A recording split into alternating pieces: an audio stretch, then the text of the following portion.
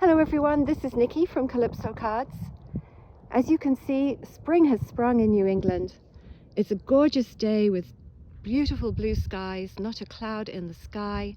The daffodils are in bloom and there is a lot of optimism in the air. We are really feeling positive after sales have picked up in the last few weeks, and we hope you're feeling the same.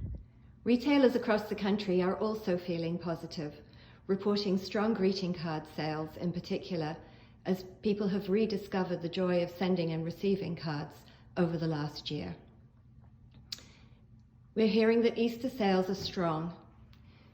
Do you have what you need for the spring season still to come?